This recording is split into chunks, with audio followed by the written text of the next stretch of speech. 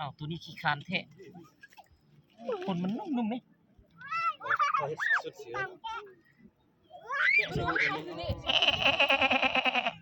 โมเมนต์ว่ะโมเมนต์ว่ะอ้าวโมเมนต์จะนั่นน่ะโอ้ตื่น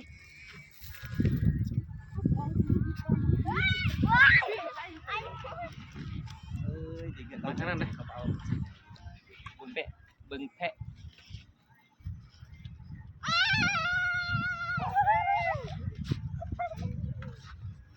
ไปซื้ออาหารแกลูกแก2 ตัวเลยนะมีคนนุ่มเลยมาการทั้งนี้เลย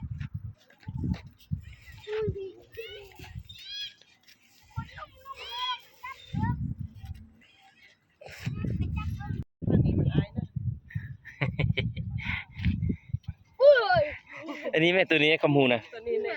ตัวนี้คำฮูนะตัวนี้เนี่ยนะลูกคำหูตัวนี้เนี่ยคนขอนุ่มมากนุ่มมากกำมันเนี่ยนุ่มบูความสิฮ้อนเนาะมันเคยอยู่เขตหนาวแล้วมันอยู่จะนี่มันสิฮ้อนสุดเลยเนาะมีประมาณจักตัว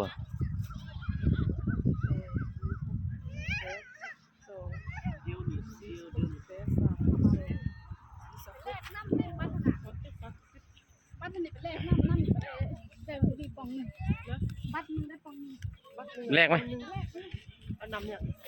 1 2 3 4 5 6 7 8 9 10 11 12 13 14 15 16 17 18 19 20 21 22 23 24 25 26 27 28โอ้28ตัว